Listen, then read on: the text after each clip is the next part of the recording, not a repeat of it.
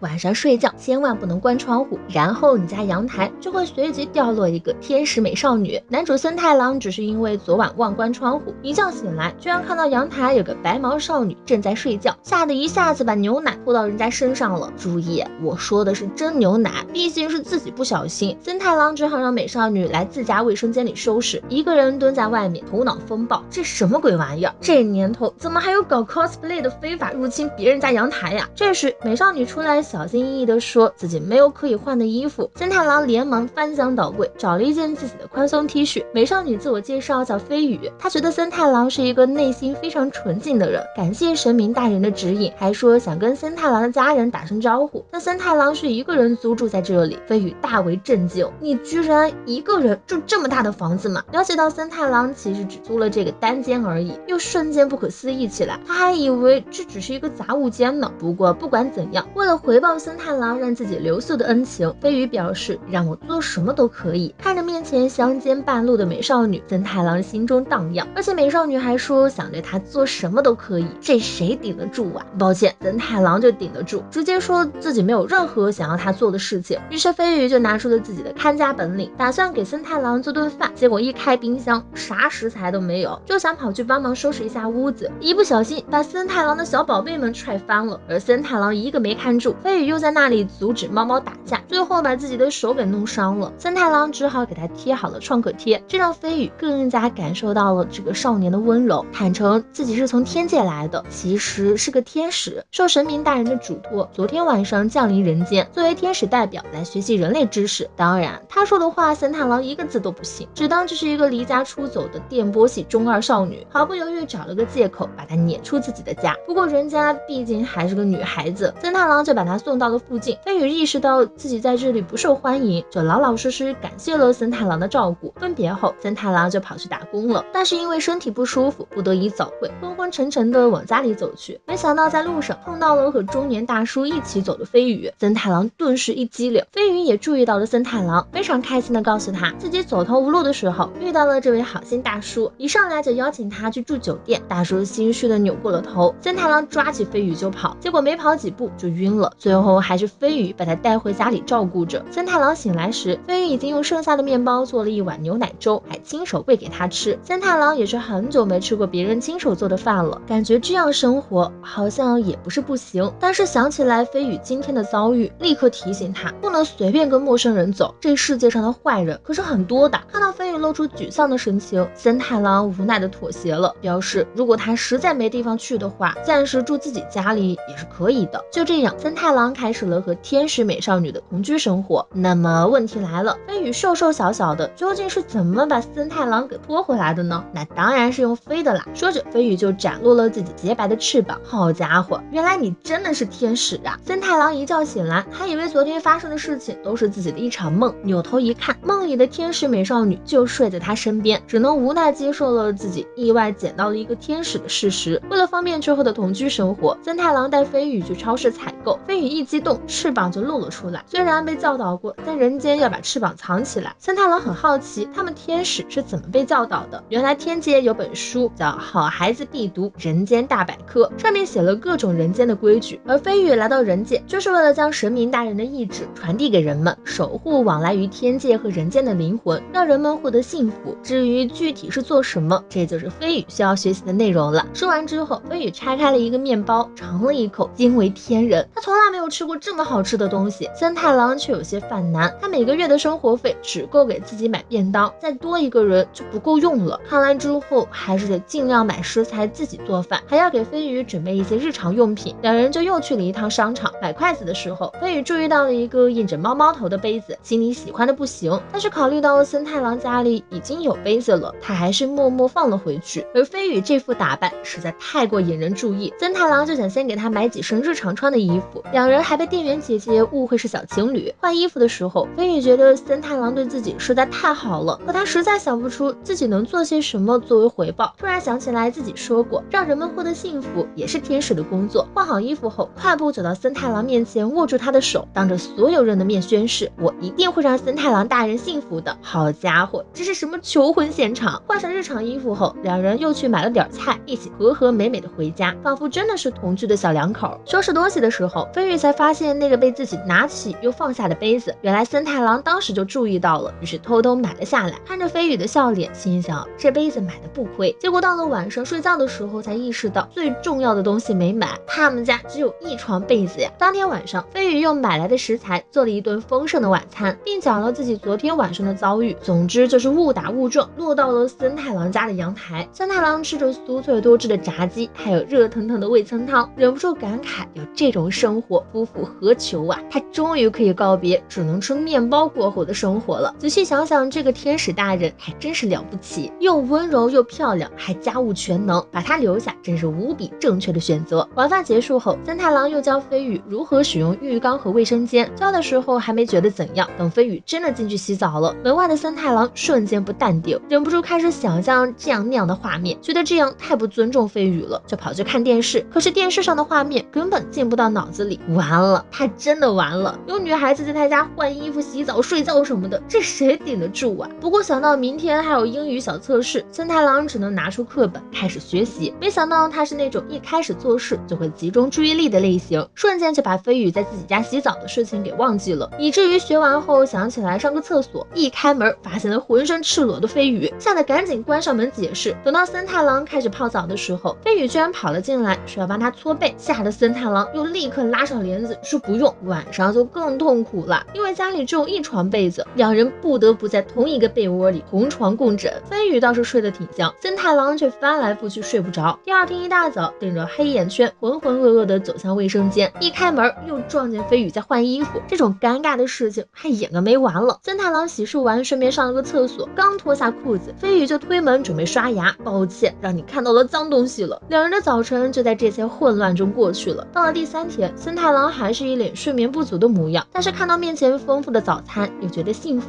吃饱喝足后，他就准备上学去了。飞羽也是这才知道，森太郎还是个高1学生，本来想跟他一起去学校的，可森太郎说什么也不同意。这么一个美少女跟在他身边，肯定会引起轩然大波的。他让飞羽留在家里做些自己想做的事情，飞羽只能乖乖留了下来。走在去学校的路上，森太郎才感觉自己今天好像吃得太撑了，结果损友还猝不及防一巴掌拍在了他背上，害得他差点吐出来。紧接着另一个女同学也走了过来，关切地问他要不要紧。这两人分别叫修一和小愁，小愁一看就是对森太郎有好感的，但其实他跟修一才是青梅竹马。3个人就一边聊一边往学校走去，而留在家里的飞羽等森太郎一离开就开始无聊了，干脆把森太郎的单身小公寓做了个大扫除。可此时才刚过11点，明明分别才3个小时，飞羽就已经非常想念森太郎了。突然想起来森太郎早上走的时候好像没带饭，他走之前说傍晚才会回来，那中午要怎么办呢？飞羽忍不住脑补了森太郎饿晕在地上的场景，饿肚子的森太郎怎么可能幸福，立刻冲进厨房开始做便当。此时森太郎他们也到了午饭时间，修一和小愁都有各自的便当，只有森太郎拿着一盒蔬菜汁。他解释是因为早上吃的太多，现在没胃口，而且要是饿的话等会儿会去买面包。小愁就担心森太郎每天都这样会营养不足，主动提出自己可以帮他做便当，反正做1份是做，做2份也是做，对森太郎的好感已经不加掩饰了。偏偏旁边的修一很没有眼色，非得让小愁顺便给他也做1份，反正做2份是做，做3份也是做嘛。小愁自然是毫不犹豫的拒绝。两人拌嘴的时候，森太郎突然注意到窗外飞羽正眼睛亮晶晶的看着他，吓得他赶紧把人挡住，悄悄让飞羽去楼顶等着自己，然后自己也火速冲向天台。飞羽就抱着便当盒飞向了楼顶，下面的几个学生都看呆了，是压力太大出现幻觉了吗？是通宵打游戏打多了吗？怎么感觉好像在学校里看到天使了呀？不过此时压力最大的还是森太郎，他已经能想象到飞羽身份暴露后引发的一系列轰动了。意识到自己似乎给森太郎添了麻烦，飞羽也感觉很愧疚，把便当盒放下就准备离开。这一下轮到森太郎愧疚了，人家好不容易给他做便当送过来，他怎么能埋怨人家呢？于是邀请飞羽留下来和他一起吃饭。便当的种类相当丰富，里面还有森太郎昨天说过的自己特别喜欢吃的菜。有这么细心温柔的老婆，这个男主能不能换个我当啊？两人在天台上你侬我侬，氛围相当好。小愁心里却很不是滋味，他鼓起勇气对森太郎说可以帮他做便当，却没有得到回应。其实森太郎是小愁的初恋，小时候小愁去隔壁镇的亲戚家，结果自己跑出来后一不小心迷路了，就是森太郎把他给送回了家。从此以后小愁就记住了这个名字，本来以为再也没有见面的机会，没想到9年后他们居然考到了同一一所高中。在小愁看来，这就是命中注定的重逢啊。然而此时他命中注定的对象却在鬼鬼祟祟的跟一个白毛美少女交谈，还没从森太郎跟女孩子约会的震惊中出来，下一秒那个白毛美少女居然长出翅膀飞走了。天使美少女上门给我洗胖子。自从把飞羽捡回家之后，森太郎的生活过得那叫一个滋润，洗衣服做饭这种事情就不多说了，居然连胖子都给包办了。森太郎拿起来一看，上面还多了只小熊。飞羽解释，因为看到胖子破了个洞，自己就顺手给缝上了。这下森太郎更加羞耻，从那天之后，每次都是在浴室洗完澡后，直接就把胖子洗了。另一边，小愁一直在惦记着那天看到的场景，怎么会有人类长着翅膀还会飞呢？而且那个女孩还跟森太郎很亲密的样子，该不会是自己的情敌吧？于是为了尽快攻略森太郎，小愁打算第二天再问问森太郎需不需要自己帮忙做便当。结果森太郎带了飞羽专门为他准备的便当，还说会做好晚饭等他回来。但是森太郎想起来自己今天还要打工，到家估计都9点多了。不过如果回来后能吃到飞羽做的晚饭，他一定会很幸福。说这话只是糊弄飞羽，不想让他再找到自己打工的地方。到了中午，修一和小愁都注意到了森太郎的便当。森太郎解释是自己扶老奶奶过马路得到的回礼，结果一开盖子，上面还写着森太郎大人要加油哦，一看就不是老太太做的。小愁人都傻了，自己果然是多了个情敌呀。不能把事情告诉朋友们的森太郎只能继续糊弄过去。没想到放学路上碰到了一个占卜老婆婆，老婆婆说她身上有强烈的桃花劫，需要买几张符来避一下。一听到是卖东西的，森太郎拔腿就跑。仔细想想，自己最近好像还真的是有桃花运。到了打工的餐厅，老板告诉他前几天还来了一个新人，今天应该是他们俩排在同一个班。森太郎应了一声就去换衣服，一开门就看到里面刚脱下衣服的美少女，差点被人看到裸体。和泉上去就给了森太郎一巴掌，但事后又给了他一条冰冻过的毛巾让他冰敷。两人都想当做这件事没发生过，安然无事的继续打工。可是美少女的裸体是想忘就能忘的嘛。到下班时间后，店长在休息室给他们俩准备了2份新品巴菲，两人便一起回到了休息室。结果一看到巴菲上的樱桃，就双双想起了那件事。和泉更是羞得满脸通红，更没想到的是休息室居然开始飘起了雪花，紧接着雪花变成了暴风雪。和泉大喊一声别碰我，然后说出了自己的真实身份雪女。森太郎人都傻了，但是想想连天使都见过了，区区雪女又算啥？赶紧让和泉把情绪平复下来，并且告诉他自己完全相信他的话。因为暴风雪的缘故，外面的客人纷纷反映温度太低了，店长就过来看是怎么回事。两人吓得赶紧收拾东西离开，跑到半路才发现顺手把2杯巴菲也给带出来了。两人相视一笑，干脆找了个长椅坐下一起分享巴菲。而此时的飞羽正在家里玩游戏等森太郎回家，结果一看已经快9点半了，森太郎怎么还没有回来？他有些不放心，就打算出去找一找。另一边，小愁在家里学习也静不下心，就穿上衣服去便利店买冰淇淋。他们谁也没有想到，最后居然会撞见森太郎跟一个美少女在一起。森太郎和和泉吃完巴菲后闲聊才知道，他们俩居然还是同校同学。和泉最关心的还是森太郎相不相信他说的话。森太郎当然相信，毕竟自己家里可是藏着一个天使呢。听到森太郎斩钉截铁的回答，和泉终于忍不住倾诉起来。原来他们家族世世代代都是雪女，每次情绪一激动就会刮暴风雪。和泉是家里唯一一个不能控制好情绪的人，一不小心就会引发大灾难。他只能尽量不去交朋友，总是孤零零一个人。后来干脆连学校都不怎么去了，还是上高中之后才下定决心改变自己，所以就找了份兼职想锻炼一下。结果今天还是暴露了。森太郎觉得都怪自己冒冒失失闯进了更衣室，明明和泉为了改变自己已经做了那么大的努力，他真的很厉害了，才不是什么没用的人。森太郎的话打动了和泉，眼泪情不自禁地滑落脸颊，暴风雪也随之停止。这还是他第一次把自己的身份告诉别人，也是第一次受到这样善意的评价，这让和泉忍不住请求森太郎能不能和自己做朋友。森太郎当然没理由拒绝，两人还互相交换了名字。突然森太郎想起了一个严重的问题，雪女不是被人知道真身就会融化消失吗？好在事实并没有传说中那么夸张。就在这时，一根羽毛飘落下来，两人抬头一看，我去，天使！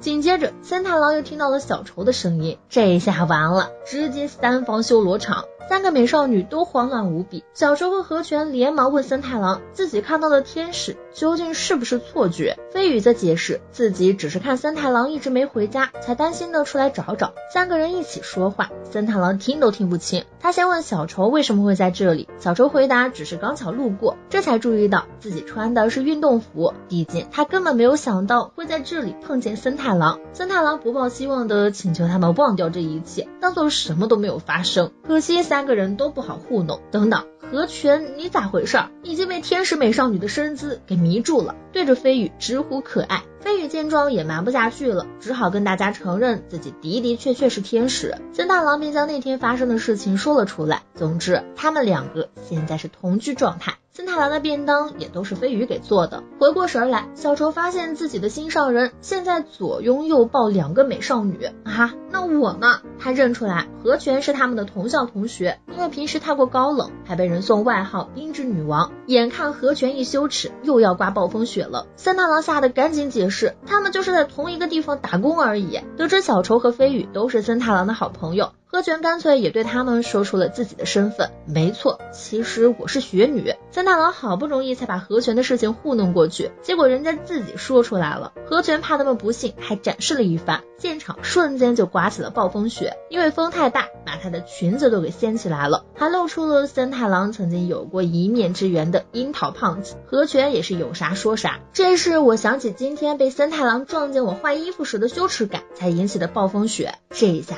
森太郎是有嘴也说不清了，赶紧安抚和泉，让他先把暴风雪停下来。不是说好要对这件事保密吗？怎么就自己说出来了？和泉是觉得飞羽都把自己是天使这个秘密分享给他们了，自己要是还藏着掖着，也太不讲义气了。更何况他们2人都是森太郎的好朋友，那也就是自己的好朋友。看到他们都如此坦诚，这下小虫也不得不说出自己的秘密了。森太郎心头一紧，你也来？结果小虫说的是他小学5年级还尿床的事情。不是啊妹子，这种事情就没必要说出来了呀。总之互相分享过秘密之后，3个美少女也不知不觉成为了好朋友。飞羽还变出翅膀给他们玩。好不容易回到家，飞羽赶紧去做饭，感觉和泉小姐和小愁小姐都是很好的人，肯定是因为森太郎也是个很好的人，所以身边的人都很好。这话说的森太郎都不好意思了。然而当天晚上他就做了个噩梦，因为自己非法藏匿天使和雪女被找上门来，甚至还从他们家搜出了吸血鬼和河童。森太郎和飞羽被迫分离，2人被扛着渐行渐远，搞得他一整晚都没有睡好。第2天只能顶着黑眼圈去了学校。小愁也没好到哪里去，因为他实在是太在意森太郎和女孩子同居这件事儿了。毕竟和泉和飞羽都长得那么可爱，感觉自己毫无胜算。想到这里，小愁干脆 A 了上去，就问森太郎有没有跟他们2个交往。森太郎慌忙否认，声称自己跟他们认识才不久，怎么可能进展这么快。这时修一也走了过来，2人自然不可能把天使和雪女的事情告诉他。森太郎是觉得有可以一起分享秘密的对象，感觉解脱了。小愁是觉得能和森太郎一起保守秘密真是太开心了。到了放学的时候，森太郎看到和泉站在大厅里，原本一脸冷淡，一看到他就绽放了笑脸。他们俩现在可是朋友了，当然要做朋友该做的事情，什么互相等对方，然后一起回家，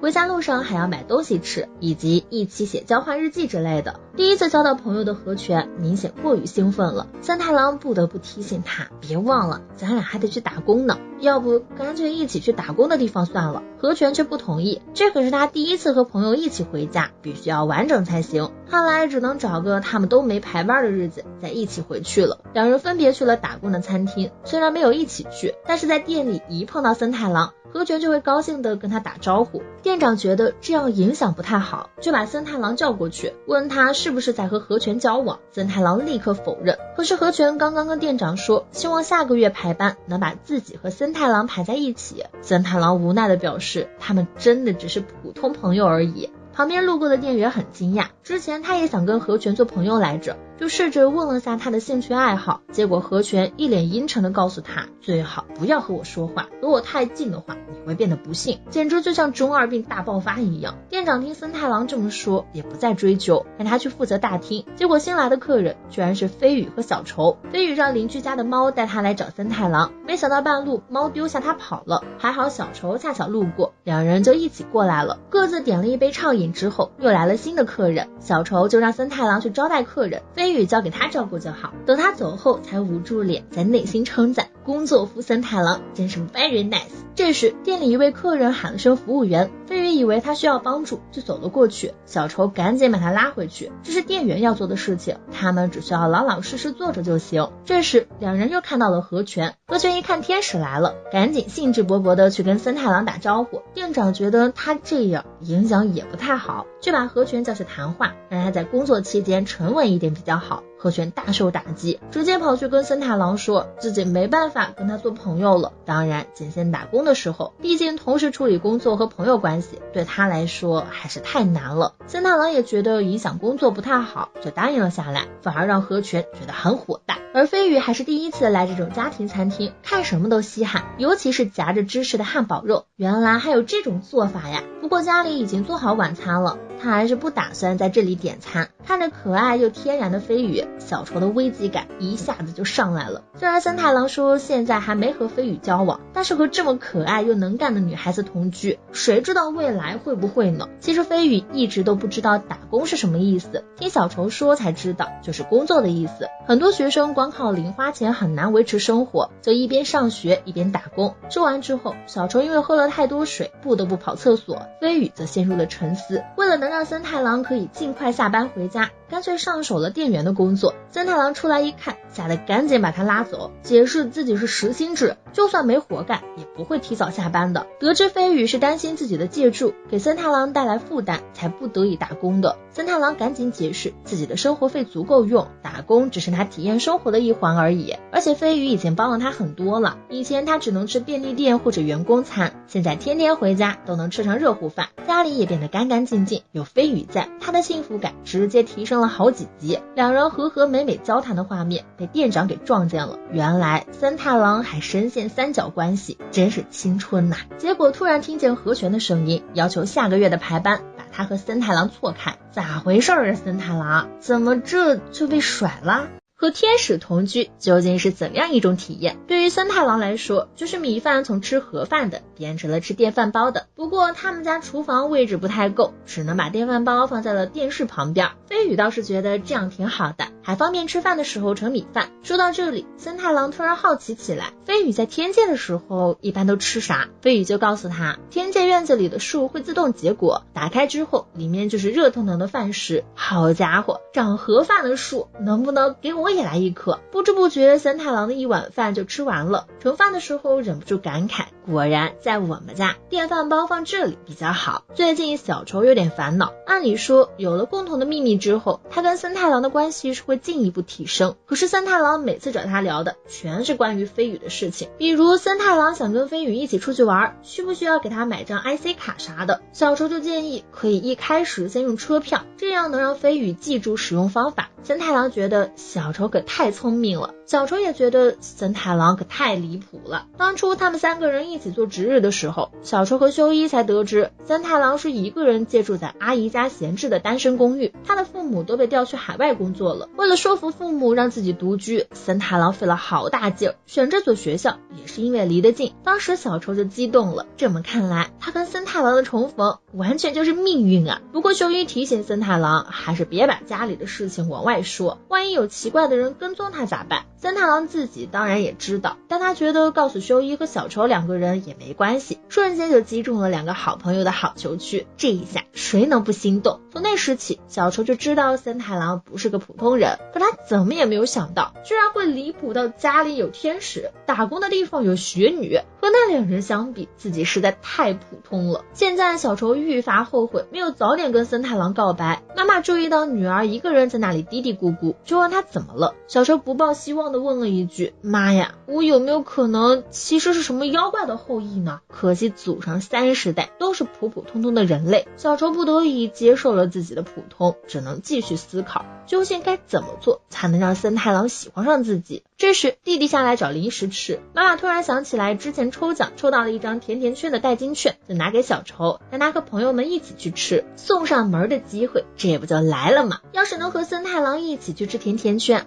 肯定能让他们的感情升温。小愁当场就抱住妈妈，直呼最喜欢妈妈了，无人关心旁边连零食都没得吃的弟弟。结果到了第二天，小愁却一直没有找到合适的机会开口，甚至都已经做好让修一跟着一起来的准备了。但是都到放学了，还拿着那张代金券发愣呢，没想到被修一给注意到了。修一一看上面的日期是今天到期，立刻喊上森太郎一起去。果然竹马才是最佳助攻。然而还没有等小愁兴奋起来，同学就过来喊修一记得去社团保养篮球。这一下修一不能去，就只有森太郎和小愁两个人去了。长这么大，小愁还是第一次庆幸修一是自己的发小。不过在去甜品店之前，森太郎需要先去一趟学校的图书室，这还是两人第一次单独行动。小愁的心里小鹿乱撞，殊不知人家森太郎想的还是飞鱼，他想调查一下天使和妖怪之类的东西。本来昨天晚上在网上搜索了一下，却只能搜到一些相似的信息。森太郎还是受到了那个噩梦的影响，感觉连天使和雪女都有了，那恶魔和河童肯定也有吧。小愁面上苦笑，心里吐槽，你小子可别再立 flag 了。森太郎很感谢小愁能陪自己来图书馆，搞得小愁更要认真表现了。森太郎就喜欢小愁这个样子，尤其是在公园的时候，为了让飞羽和河泉安心，他就把自己的秘密也说了出来。一提起这个，小愁就羞红了脸，让森太郎赶紧忘记那件事，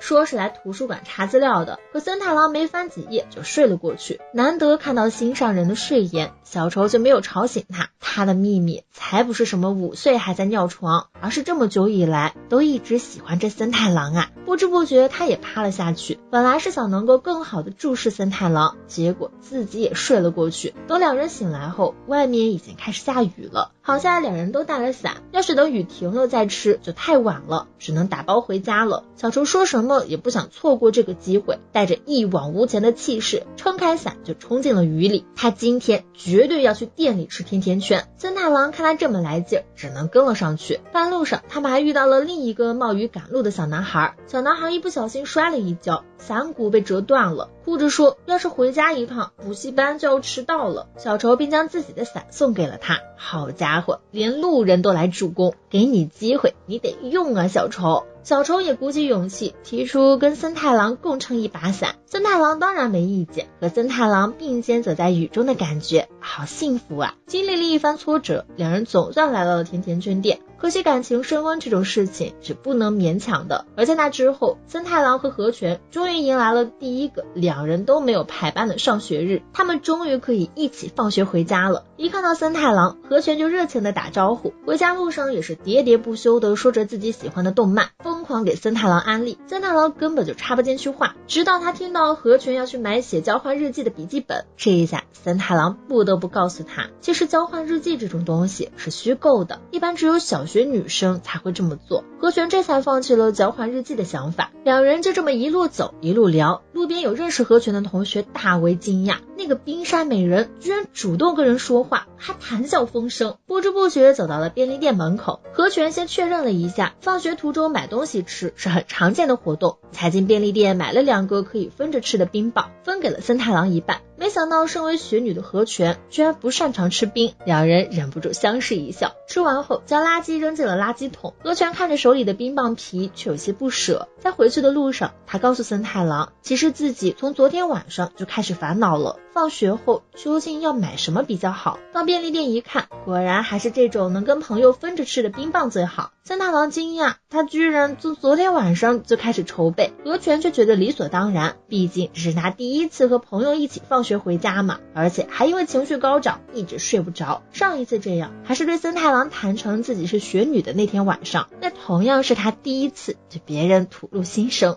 回到家后还激动不已，森太郎表示自己那天晚上也做了个梦，梦里还有河童，两人就这么七扯八扯的聊着天。最后河泉笑着对森太郎说了一句谢谢，分别的时候还提醒他下次轮到他买棒棒冰了哦。到家之后，河泉从口袋里拿出了那根棒棒冰的拉环，已经开始期待下一次放学和森太郎一起回家了。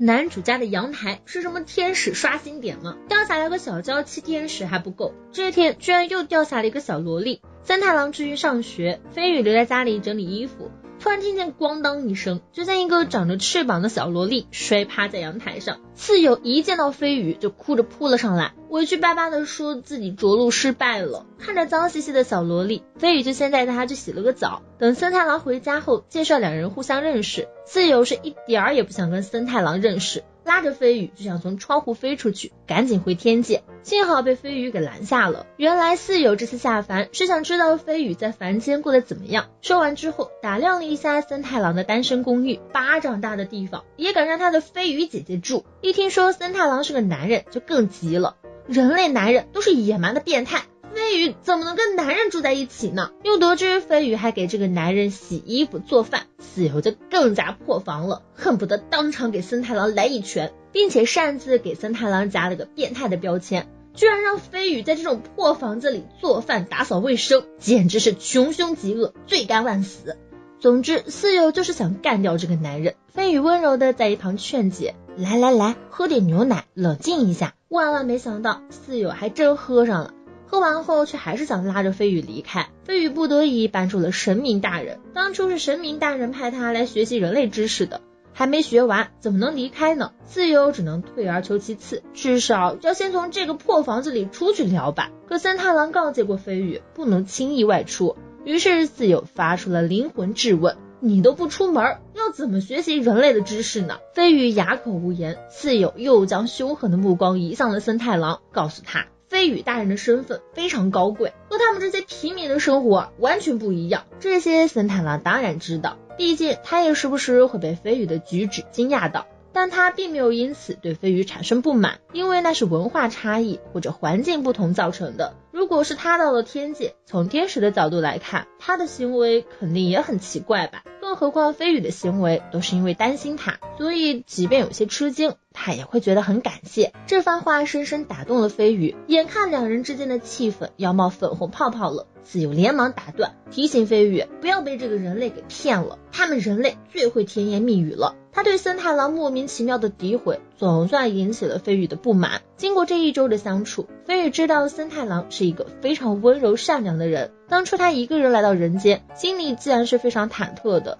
然而遇到森太郎之后，他所感受到的善意抚平了这种不安，飞羽不再是孤身一人。为了报答这样的好意，他才想让一个人生活的森太郎变得幸福，为此他必须留在这里。飞羽压根不知道自己这番话对森太郎的杀伤力有多大，他哪里听到过女孩子对他说这样的话，顶不住了，真的顶不住了。可是四友破防了，哭着骂飞羽是个笨蛋，然后气冲冲的跑了出去。等森太郎和飞羽追出去后，人已经不见了。森太郎思考了一下，感觉天使应该会更喜欢高处，两人就直接上到了顶楼。那里有个租赁菜园，在电梯里，飞羽带四友向森太郎道歉。森太郎自然不会把小孩子的话放在心上，而且那孩子只是太喜欢飞羽而已。两人上去一看，四友果然坐在那里生闷气，飞羽就上前给了小萝莉一个抱抱。这一幕看得森太郎尸体暖暖的，结果定睛一看，四友正朝他露出嘲讽的笑容。这时小萝莉胸前的灯突然闪了起来，原来是要被强制遣返了。四友再一次向飞羽争取，希望他能跟自己一起回去。意识到飞羽不可能改变想法之后，也只能委屈巴巴的跟他告别。临走之前，他不忘对森太郎放狠话，如果你对飞羽大人做了什么，我会毫不留情的让你升天。话音刚落，就上演了一出大变活人，而森太郎和飞羽并没有着急离开。其实听了四友的话，飞羽的心里也有所触动，到底应该怎么学习人类的知识呢？森太郎同样也反思了自己，他一直都叮嘱飞羽不能独自外出，可这样的话，飞羽又怎么能够更了解人类呢？所以他决定以后每次吃过晚饭后都和他一起去散步，两人就这么愉快的约好了。接下来的几天里，森太郎都在散步中教授飞羽各种各样的人类常识。每次回家，森太郎都会习惯性的说一句我回来了，飞羽便站到他面前也跟着说一句欢迎回家。明明是很正常的招呼，怎么被他们俩这么一说，气氛就突然暧昧了起来呢？就这样过了几天，森太郎觉得飞羽应该已经可以正常出门了，但是仔细一想，如果让飞羽一个人去坐电车的话，说不定会因为美貌而被坏人盯上呢。纠结了一番之后，果然还是觉得为时尚早，这种事情下次再说吧。刚好电视上正在宣传一家水果三明治专卖店，看上去就很好吃，离他们家也不是很远，坐一趟电车就能到。飞宇却大为震惊，这家店竟然是真实存在的吗？之前森太郎告诉过他，电视剧都是演出来的，他一直都以为电视上的东西全是假的，现在告诉他这么漂亮的东西是真实存在的，飞宇就忍不住露出了期待的神情。看他这副模样，森太郎也忍不住满足他的期待。一到周末，两人就出发前往三明治专卖店了。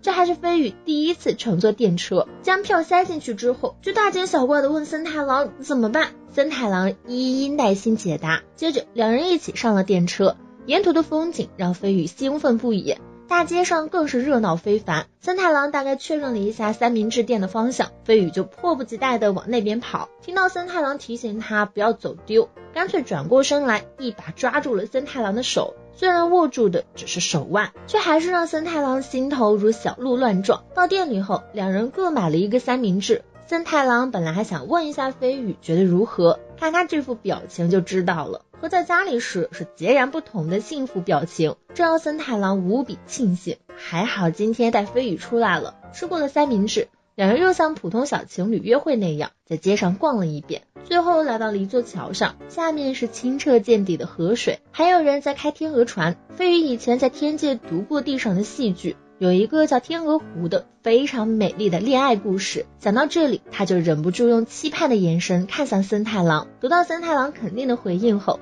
立马露出了心满意足的笑容。顶不住，森太郎根本顶不住，当场掏钱带飞宇去开船。而开船需要双脚蹬自行车，飞宇穿的又是裙子，蹬的时候裙摆很容易就飘了起来。森太郎吓得连忙阻止，让他蹬慢点。两人就这样晃晃悠悠的在船上看风景，还被岸上的老夫妻误认为是小情侣。这一下轮到森太郎不淡定了，全力加速远离尴尬。而且被老夫妻这么一提醒，他才恍然意识到，这可不就是正儿八经的约会吗？所以在飞宇拉着他想去吃糯米团子的时候，他下意识抽出了手，还提醒飞宇，牵手这种事情是要和关系亲密的人一起做的。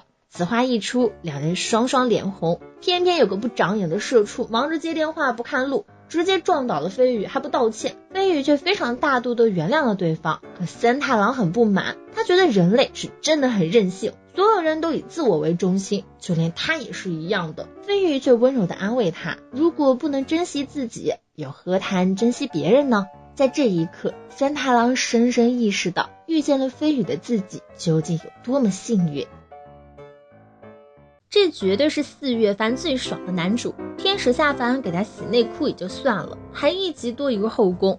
这天，森太郎和飞宇约完会回到家，就看到一个女孩蹲在家门口，一上来就紧紧抱住森太郎撒娇。飞宇有些懵懵的捂住了嘴。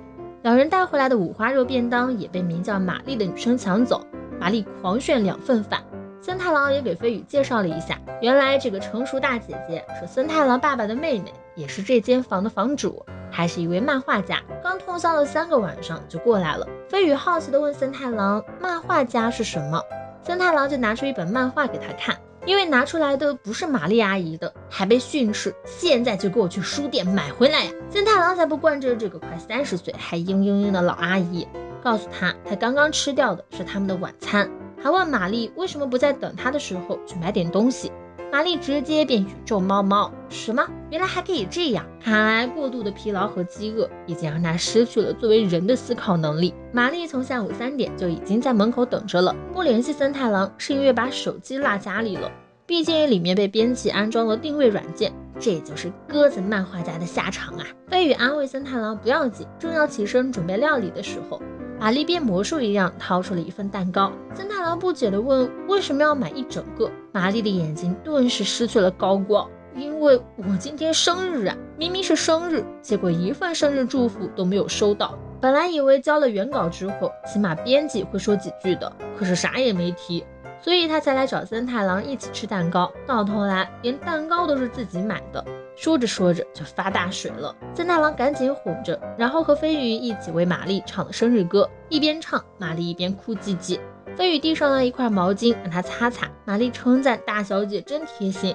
不过话说回来，大小姐你谁呀？等等，为什么现在才注意到这个问题呀？但现在才问，反倒让森太郎不知道该怎么回答了。毕竟玛丽才是房主，没有得到房主的同意就让女孩子跟他一起住，这种话根本说不出来呀。没想到飞宇自己开口自我介绍了，森太郎立刻在心里叫停，让飞宇千万保密他们住在一起的事情。还没等他编好说辞，阿姨的那双眼睛就已经看透一切。哎呀，不会是女朋友吧？森太郎立刻否认，说是同班同学，正在为了文化祭做准备。玛丽居然还真信了，问飞宇森太郎平时在学校是什么样的。飞宇怎么可能知道？森太郎连忙打住，玛丽却已经把他的黑历史一股脑的倒了出来。因为森太郎的父母工作忙，经常把孩子寄养在妹妹家，小时候的森太郎简直就是个天使，飞宇这个真天使都忍不住想见一见了。这时玛丽 get 到了盲点，为什么飞宇会叫森太郎为森太郎大人？森太郎语无伦次的解释，这只是个外号而已，好在他说啥玛丽就信啥。看着去做家务的飞宇忍不住问森太郎，这孩子该不会是天使吧？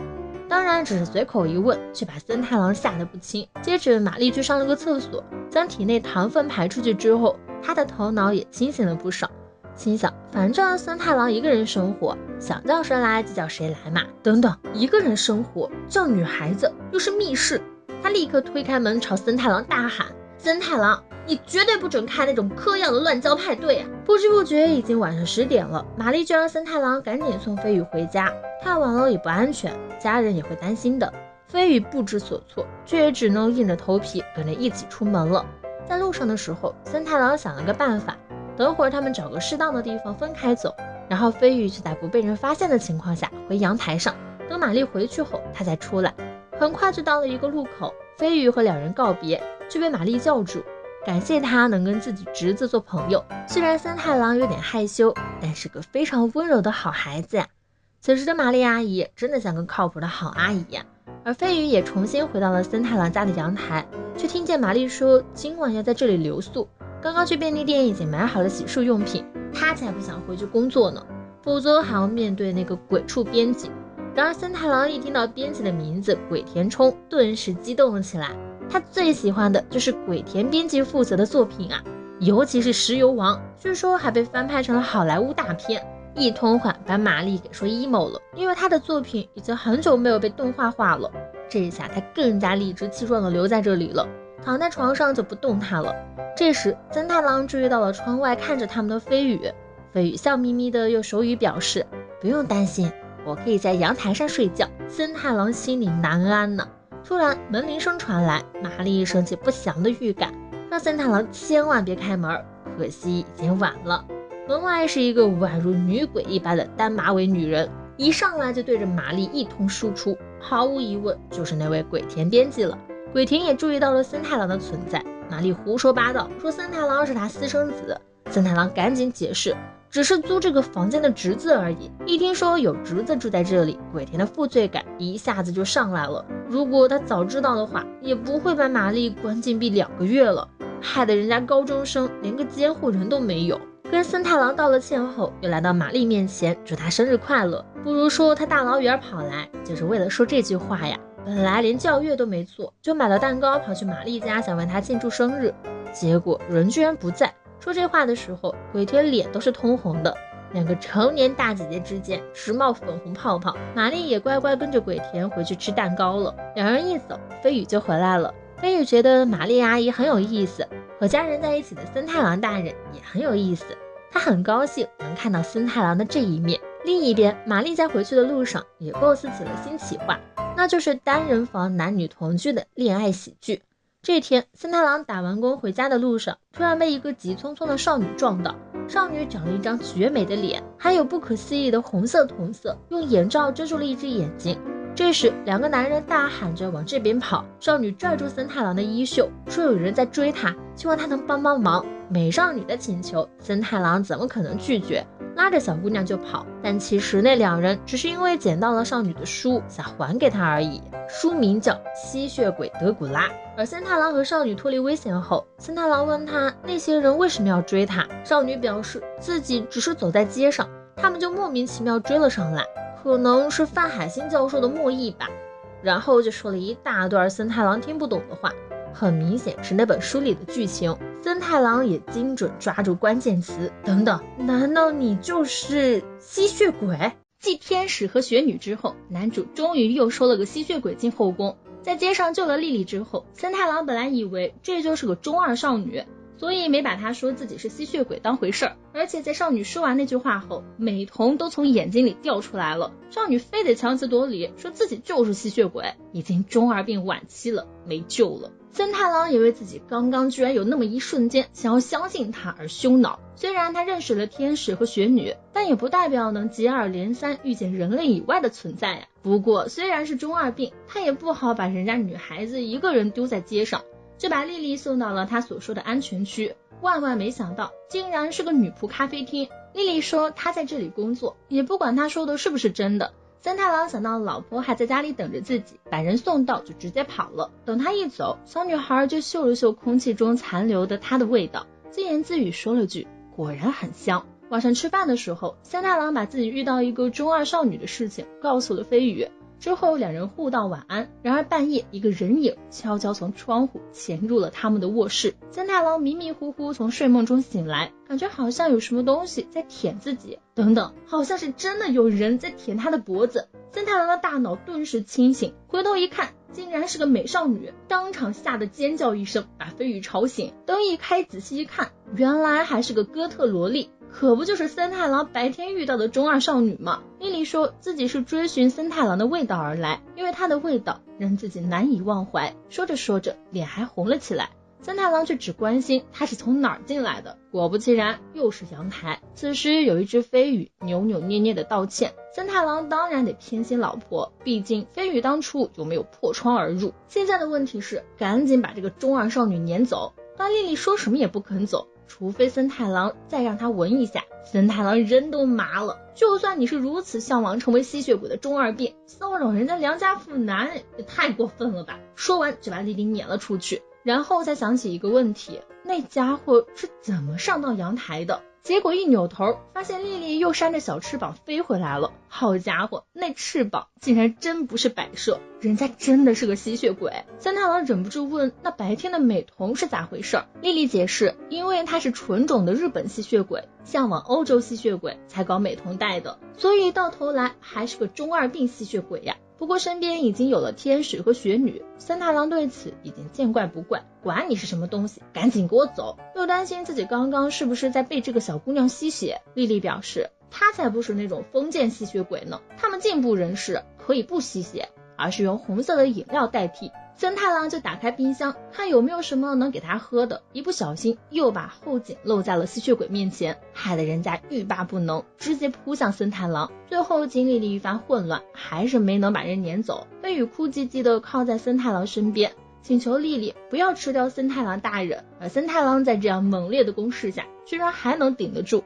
第二天早上醒来后，小姑娘就不见了，但窗外却射进来了阳光。一般来说，吸血鬼被阳光照过后不是都会化成灰吗？森太郎人都傻了，安抚完飞羽之后，怀着沉重的心情去了学校，打算放学后去那家女仆咖啡厅看一看。这时小丑跑过来打招呼，看他没精神的样子，就问是不是在担心期末考试。这一下森太郎更焦虑了，因为他完全忘了这茬，而期末考试仅剩下1周时间。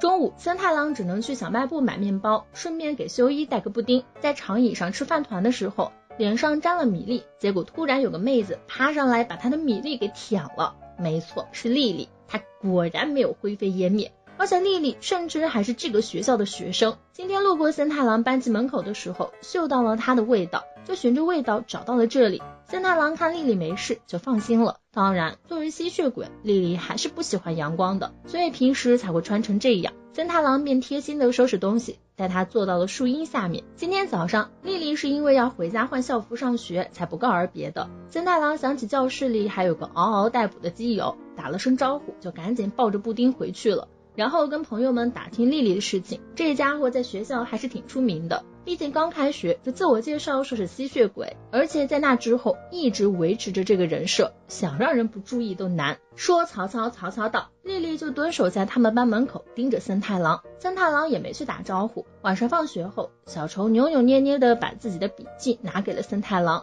两人刚要去图书馆复印资料，森太郎一扭头，看见一只小蝙蝠，脖子上挂的牌子上写着告森太郎，跟随我之使魔立刻前来。下一秒，小蝙蝠就嗖的一下飞走了，森太郎只能暂时抛弃小丑，赶紧追了上去。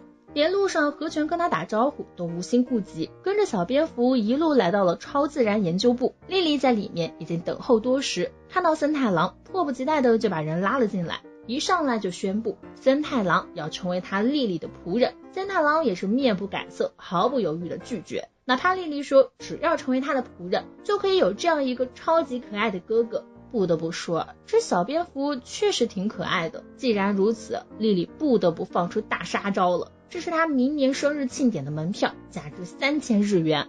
不过要求至少点一杯饮料以及礼物请交于前台。没想到森太郎又拒绝了，毕竟人家姑且还算个正常人。森太郎不明白，莉莉明明中午还好好的，怎么这会儿又变成了这副德行了？原来是他中午说的一句话不小心伤害了人家小姑娘的内心，他让莉莉不要再到自己家来了，而且那时候也是一副不想让别人看到他们在一起的样子，在教室也装作不认识他，所以莉莉才让使魔喊他过来，这样他们就不会被别人看到了。森太郎顿时心生愧疚，对面的莉莉已经委屈的哭了出来，他果然还是不愿意放弃如此好闻的森太郎，那他们就只能建立主仆关系了。如果主仆关系也行不通的话，总之先让我闻一下，剩下的明天再说。说着就朝森太郎飞了过去，眼看森太郎就要被这样那样，小丑和和泉突然推门而入，当场抓了个奸。其实他俩是一路尾随森太郎过来的。和泉大喊，明明我才是你的朋友，都还没有和你拥抱过。喊完定睛一看，我去，吸血鬼！这不仅是和泉第一次见到吸血鬼，也是莉莉第一次见到雪女，双方都对对方的存在感到不可思议。在场唯一的正常人类小丑要破防了，质问森太郎，你明明说没有计划认识恶魔和合同的，怎么就认识了个吸血鬼呀？森太郎刚想解释，莉莉就扭扭捏捏的跟他道歉，森太郎救了他，他却净给人家惹麻烦。可自从遇到森太郎之后，对方的味道就深深吸引着他，他也不知道该怎么办才好了。说着说着就委屈哭了，明明他也想跟森太郎好好相处的。看着哭得那么伤心的莉莉，森太郎心里也颇为动容，最终还是软下心告诉对方可以来自己家，在学校偶尔闻一下也没问题，更何况飞羽也很担心他，当然下次记得从正门进。莉莉的心里顿时冒起了粉红泡泡，一旁的和泉顺杆爬，说也想去朋友家里做客。森太郎表示需要征求飞羽的意见，小丑也想去，却说不出口。这种时候还傲娇，那就注定只能是败犬了呀。